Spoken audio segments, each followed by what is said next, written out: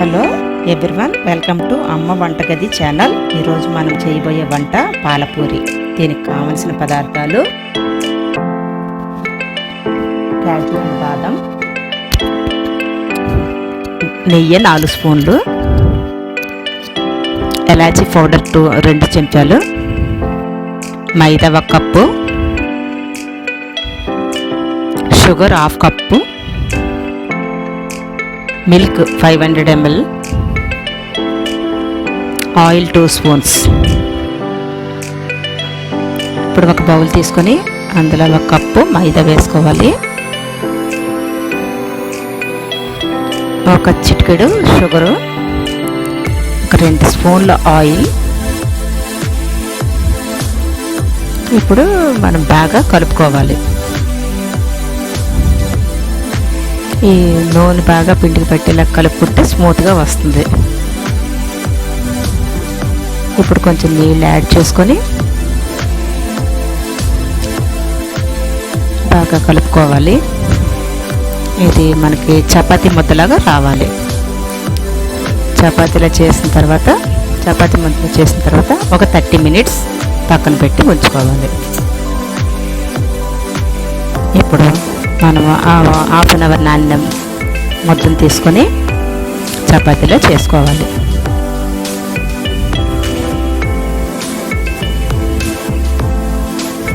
పిండి చల్లుకొని చపాతీలో చేసుకోవాలి.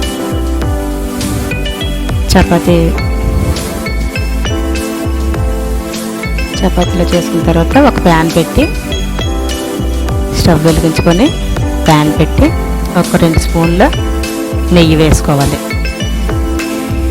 2 స్పూన్లు నెయ్యి వేసిన తర్వాత మనం ముందుగా చేసి పెట్టుకున్న చపాతీ వేసి రోస్ట్ కాల్చుకోవాలి. 2 పక్కల తిరిగేసి 2 పక్కల బాగా బ్రౌన్ కలర్ వచ్చే వరకు కాల్చుకోవాలి. గోల్డెన్ బ్రౌన్ రావాలి. గోల్డెన్ బ్రౌన్ వచ్చే వరకు 2 పక్కల బాగా కాల్చుకొని పక్కన పెట్టుకోవాలి. ఇప్పుడు మరో ప్యాన్ తీసుకొని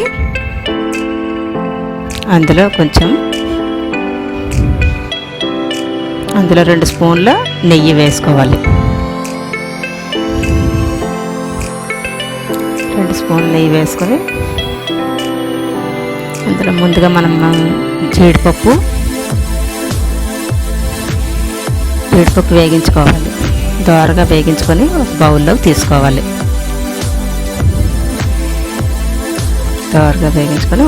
తీసుకొని పక్కన పెట్టుకోవాలి.